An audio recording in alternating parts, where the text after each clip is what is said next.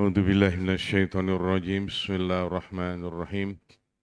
Allahumma shalli ala sayyidina Muhammadinil Fatihi lima ughliqa wal khatimi lima sabaqa wa nasiril haq bil haq wal hadi ila siratikal mustaqim wa sallallahu alaihi wa ala alihi wa sahbihi haqqa qadrihi wa miqdaril azim. Allahumma shalli ala sayyidina Muhammad wa ala ali sayyidina Muhammad kama sallaita ala sayyidina Ibrahim wa ala ali sayyidina Ibrahim wa barik ala sayyidina Muhammad wa ala ali sayyidina Muhammad kama barakta ala sayyidina Ibrahim wa ala ali sayyidina Ibrahim fil alamina innaka Hamidum Majid. Ilahi anta maksudi wa ridaka matlubi atini mahabbataka wa ma'rifataka ya arhamar rahimin. A'udzu billahi minasyaitonir rajim. Bismillahirrahmanirrahim. Qul huwallahu ahad, Allahus samad, lam yalid wa lam yulad wa lam yakul lahu kufuwan ahad. Alhamdulillah wa syukru ala ni'amillah para sahabat semuanya yang sempat hadir di Halaqah Zikir. Kita bersyukur terlebih dahulu karena kita bisa masuk ke dalam Halaqah Zikir ini. Bila tidak, wallahu alam, kita sedang seperti apa gerangan di dalam kehidupan ini. Maka kita tidak boleh terlewatkan sebuah keindahan, sebuah hidangan dari Allah Ta'ala. Kita dijadikan atau dibisakan masuk ke dalam Halaqah Zikir. Semoga Allah merahmati kita semuanya. Semoga Allah mengampuni kita semuanya. Dan semoga Allah mengangkat derajat kita semuanya. Semoga Allah juga memberikan apa-apa yang kita minta untuk kehidupan di dunia ini dan untuk kehidupan di akhirat nanti. Karena kita masih hidup. Amin ya Allah ya Rabbal Alamin. A'udzubillahi minasyaitonir rajim. Bismillahirrahmanirrahim. Kita masih berkaitan mengaji dengan sudah nyaris 2 bulan yang lalu dan sekarang saya akan mengulangi lagi tentang sesuatu atau satu ayat di dalam surah As-Saff yang apa-apa kita bicarakan sesungguhnya itu yang harus kita kerjakan. Sama seperti yang kemarin. A'udzubillahi minasyaitonirrajim. Ya ayyuhalladzina amanu. Hai orang-orang yang beriman. Ma la taquluna. Lima taquluna ma la taf'alun. Seperti itu. Jadi ya ayyuhalladzina amanu. Hai orang-orang yang beriman. Lima taquluna ma la taf'alun. Jadi perhatikan Allah Ta'ala memberikan peringatan. Janganlah kita mengatakan sesuatu, apalagi mengajarkan sesuatu, apa-apa yang tidak kita kerjakan. Nah ini, minggu lalu kalau tidak salah ya, bahwa itu kental kemunafikannya. Ada salah satu di antara para sahabat. Ini pergaulan antar sahabat. Misalnya sedang mengupas sesuatu ayat atau menerangkan sesuatu ayat di antara para sahabat. Apakah ayat yang kita kupas itu kita mengerjakannya? Satu. Ataukah itu hanya untuk pengetahuan saja? Karena di saat menerangkan dan yang mendengarkan keterangan itu, hatinya bergejolak. Yang satu bisa berbahaya yang sedang menerangkan, seolah-olah dia lebih mengerti dan lebih mengetahui dari yang sedang mendengarkannya. Boleh jadi juga yang mendengarkan itu, boleh jadi dia sudah tahu dan sudah mengerti. Atau bisa menilai, sesungguhnya kurang ini keterangan. Sesungguhnya itu adalah ini. Bicara di dalam hatinya. Ini seolah-olah hanya sebuah pembicaraan biasa. Urusan lisan biasa. Tetapi di sana ada sesuatu yang berbahaya. Yang apabila orang yang sedang berinteraksi ini, keduanya mempermainkan dan tidak menjaga hati, sedang tidak dalam keadaan berzikir, maka orang itu disusupi oleh syaitan. An-nafs, tidak sadar di atas kepalanya sedang berkibar keangkuhan, sedang berkibar kedirian. Sifat insaniah kita bergerak di sana. Dari 1-2 buah kata saja. Maka di dalam surat As-Saff tadi itu peringatan bukan sebuah peringatan biasa. Lalu mengapa Allah menurunkannya kepada Rasulullah? Di dalam surah As-Saff. Ayat kedua itu. Dalam surat As-Saff itu. Menerangkan tentang itu. Apakah kita yang masih hidup di dalam kehidupan, lalu berinteraksi dengan sahabat kita, dengan kawan kita, tidak memperhatikan kata-kata kita, cakap-cakap kita, dan kita juga mendengar, lalu kita ghaflah di dalamnya, ghaflah, lalai di dalamnya, lalu terjadilah sesuatu yang sangat tidak diperlukan percakapan ini. Maka kata Rasulullah lebih baik diam. Ini adalah satu. Somat. Maka kelas-kelas tertentu, makom-makom tertentu melakukan somat. Tidak berbicara sama sekali. Apalagi kelas-kelas. Misalnya, maafkan saya, ada sebuah kelas Al-Aimah namanya. Sama sekali hanya memberi isyarat. Tanya, siapa namamu? Hanya menunjukkan gelang hajinya. Kalau kita tanya, manis muka? Hanya dilihatkan itu. Sudah tidak berbicara lagi. Saat meminta tasbih kita pun cuma nunjuk begini. Lalu diberikan, lalu tasbih dia diberikan kepada kita. Itu sudah tidak ini lagi. Maafkan saya ini bicara memakai sebuah percontohan yang mungkin ya tidak usah juga untuk apa-apa. Ini sebuah percontohan saja. Naudzubillah, summa naudzubillah. Semoga perkataan ini juga tidak mengandung kedirian. Tidak mengandung keakuan. Ini justru yang kita takutkan. Semoga percontohan ini hanya untuk ilmu pengetahuan yang apabila hati kita bergerak berupa sesuatu yang tidak diperlukan cakap-cakap itu, khawatir ditunggangi syaitan, maka kata Syekh Abdul Qadir Jilani, saya berulang-ulang ini, Tuhan saya selalu berbicara di dalam Futuhul Ghaib, penggal katanya kepalanya saja, ilallah, buang dia karena sangat tidak diperlukan. Maka itulah salah satu somat itu untuk itu. Sampai sedetil 1 patah 2 patah kata pun apabila tidak diperlukan, tidak dikeluarkan bahasa itu. Jadi apabila kata-kata sudah tidak dikeluarkan, itu sesungguhnya bagi para ahli mujahadah lebih ringan. Mengapa saya lebih ringan? Orang yang mujahadah.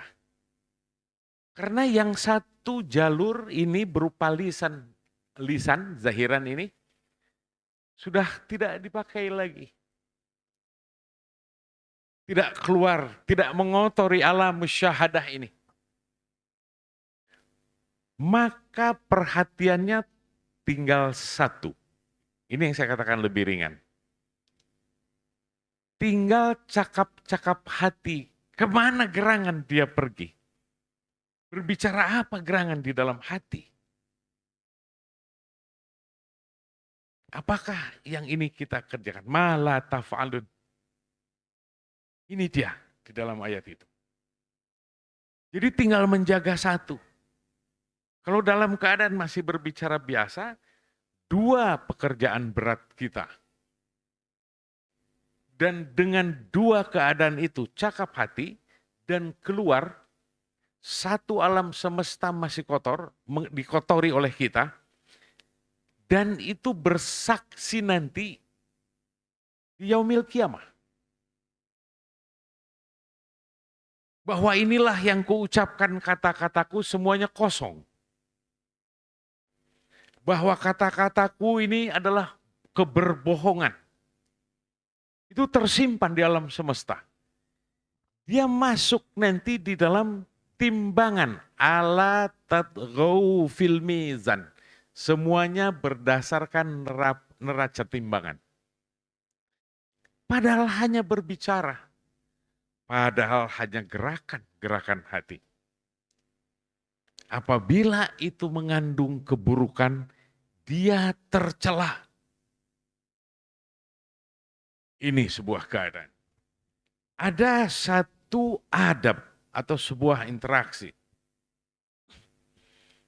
Para salik berbicara dengan syekhnya. Apakah benar ini seorang salik? Apakah benar dia sudah menjadi seorang pejalan sejati? Salik, para murid, para salik, para pejalan. Apakah benar dia sudah menjadi salik sejati? Mengapa seperti itu, Syekh? Perkataan Syekh atau apa artinya itu? Seorang salik sejati bertanya kepada syekhnya sesuatu yang murni yang dirasakannya di dalam perjalanan kehidupannya. Atau sesuatu yang dirasakannya di dalam perjalanan tasawuf ini. Entah bertanya tentang teknik riyadah kita, berupa kaifiat, tata cara, teknik, kaifiat berzikir, kaifiat daim, kaifiat tentang tata cara gerakan-gerakan di dalam berzikir dan rasa yang dirasakan. Agar tidak salah, agar tidak melenceng hasilnya. Apabila salah kaifiatnya, saya sering berbicara, kita mau saya memperumpamakannya dengan sesuatu yang mudah kita mengerti saja. Kita akan membuat sebuah sayur sup bahwa bumbunya ini adalah ini, adalah ini. Tiba-tiba kaifiatnya salah. Kecapnya harus banyak, tidak boleh dikasih apa-apa segala macam. Yang jadi semur. Menurut dia sup katanya ini. Sayur sup. Tapi orang lain bilang, yang menilai adalah semur. Karena salah kaifiat. Begitu juga tentang zikir. Banyak sekali yang kita takutkan. Khususnya yang tentang kedirian, keakuan. Ingin diaku oleh orang lain di dalam setiap tutur katanya. Ingin disebut orang hebat. Ingin dikenal manusia banyak. Bukan memberi manfaat. Tapi dia malah mengambil manfaat. Ingin dikenal orang banyak. Naudzubillah, summa naudzubillah. Kita berlindung kepada Allah Subhanahu wa taala dari hal-hal yang seperti itu. Seolah-olah itu ringan, sebuah kata-kata biasa. Tapi ingin disebut sakti oleh orang lain mungkin. Ingin disebut hebat. Tidak terasa, hanya sejenak, tapi sangat berbahaya itu. Tersimpan gaung nada jiwa dan suara yang dilantunkan itu bersaksi nanti saat kita berpulang. Yang saya katakan tadi, dia akan ditimbang ala tatghaw fil mizan tadi. Sebuah keinginan, judul paling besarnya adalah keinginan, ingin diakui, ingin disebut orang hebat, ingin disebut orang sakti, ingin disebut orang terkenal atau merasa dia terkenal. Naudzubillah. Semoga hal-hal yang seperti itu jangan pernah ada di tempat kita. Dan saya khususnya yang terlalu banyak bicara ini juga. Semoga saya oleh Allah Subhanahu wa taala diluruskan niat saya. Hanya untuk mari kita kerjakan sama-sama. Khususnya tentang kaifiat zikir. Banyak di masa kini orang berbicara tentang thariqah. Thariqah apa saja. Tetapi tidak dengan kaifiat. Misalnya, masuk ke dalam latifatul qalbi. Yang ini bilang begini, yang ini bilang begini. Kok beda-beda ini? Berarti kalau kita sedang masak nanti, judulnya lain, hasilnya lain semua. Karena salah kaifiat. Harus masuk. Misalnya dalam latifatul qalbi. Hub wasau. Cinta dan kerinduan. Dia masuk. Dia matikan badannya. Dia lemaskan. Hanya dipusatkan ke dalam latifatul qalbi. Lidah dilipat. Lalu latifatul qalbi. Qalbi itulah yang berbicara dengan sebuah rasa kepada Allah Ta'ala. Sebuah rasa cinta dan kerinduan. Sehingga hati terwarnai dengan cinta dan kerinduan kepada Allah Subhanahu wa Ta'ala. Di sepanjang kehidupannya, termasuk di dalam sholat-sholatnya dalam keadaan yang seperti itu. Betapa indahnya itu hasil kalau itu mewarnai hati kita. Betapa Allah adkurkum, kata Allah Subhanahu wa taala. Udkuruni adkurkum, barang siapa menyebut namaku maka aku sebut lagi namamu. Kalau kita melantunkannya seperti itu, maka Allah akan menjubahkannya pula seperti itu. Inilah dia yang harus kita waspadai. Minggu lalu saya memberikan misalnya sebuah kaifiat orang-orang yang mengamalkan apa, kalau di Banten disebutnya isim tunggal. Nah, itu dulu Ki Husain bin Abdullah menurunkan kepada saya seperti itu. Sekian banyak ini puasanya dan begini dan begini. Itu harus dengan sebuah rasa yang benar. Bila tidak dengan kaifiat yang benar, rasa yang benar, Allah tidak akan menjubahkan seperti yang engkau katakan pada Allah Ta'ala. Bismillahirrahmanirrahim. Dengan nama Allah yang maha pengasih dan lagi maha penyayang. Apakah dengan rasamu? Atau hanya lisanmu saja? Kalau dengan rasa, engkau maha pengasih dan engkau maha penyayang. Yang menyebutkan basmalah itu, Allah jubahkan basmalah kepada orang yang menyebut dengan rasa yang seperti itu. Berarti kaifiat. Atau isim tunggal, ya Allah wal jalilul akbar wal muhibbatu alamah. Allah akan hibahkan kegagahannya, keperkasaannya. Seperti itu kan. Jadi jangan aneh kalau misalnya para penzikir-penzikir sejati, entah di Banten, entah di Bogor, di tempat kita di sini. Perhatikan, banyak yang terbukti hal-hal yang seperti itu. Karena Allah mengasihinya, karena Allah menyayanginya. Ini baru salah satu dari bahagian sebuah kaifiat yang kita lantunkan dan Allah menjubahkannya ucapan-ucapan kita kepada kita. Salah satu dari sisi kehidupan. Bagaimana kalau seluruhnya kita lantunkan dengan seperti itu? Alam semesta ini terbiaskan dengan kasih dan sayangnya seperti orang itu mengucapkan basmalah. Semua yang bertemu dengannya terbiaskan cahaya kasih sayang.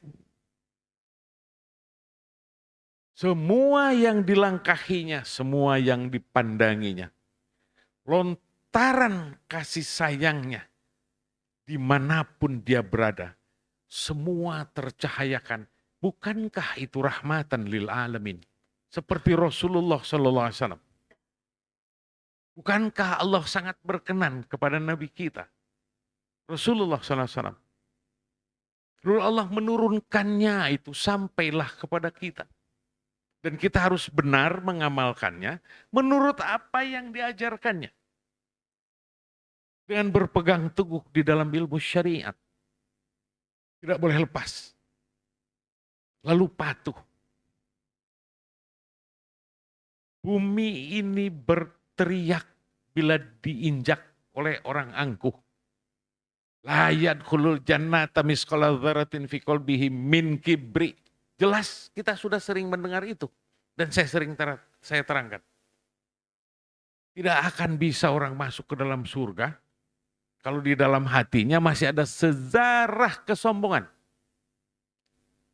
Jangankan surga, di atas bumi ini, dunia ini, bumi, tanah yang diinjak oleh orang yang keangkuhannya masih menggelora, masih settle di dalam hatinya.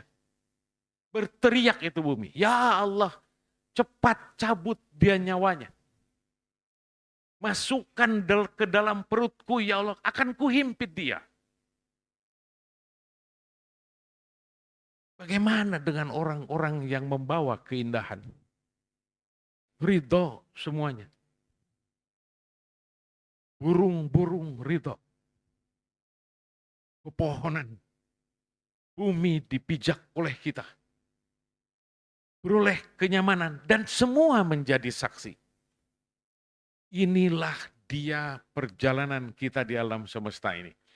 Bukan saja kita hanya berkuar-kuar, tetapi hati kita tidak berubah dengan zikir-zikir kita. Lalu kita hanya berbicara saja. Semoga saya juga banyak berbicara ini. Semoga saya juga Allah menghibahkannya ke dalam hati saya dan melantunkannya hal-hal seperti itu kepada siapapun yang ada dan pernah bertemu dengan saya. Karena saya ada dalam ketakutan, para sahabat sekalian. Berbicara sesuatu yang tidak dikerjakan. Naudzubillah, summa naudzubillah. Ya Allah, bersihkanlah bicaraku ini. Dengan apa yang harus kulakukan. Jadikanlah aku pandai seperti itu. Jadikanlah para sahabat semua yang mengaji di tempat ini. Indahkanlah akhlaknya agar alam semesta ini menjadi akrab dengan kita. Semua ridho karena Allah ridho kepada kita. A'udzubillahi minasyaitonirrajim. Bismillahirrahmanirrahim. Para sahabat sekalian, lebih baik dipakai berzikir, mungkin ini terlalu khawatir, terlalu banyak juga berbicara. Dan semoga yang tadi menjadi peringatan khususnya untuk saya yang berbicara ini. Dan saya mohon ampunan kepada Allah Ta'ala. Mohon maaf kepada para sahabat semuanya apabila seluruh di dalam kata-kata itu ada sezarah pula yang tidak saya laksanakan.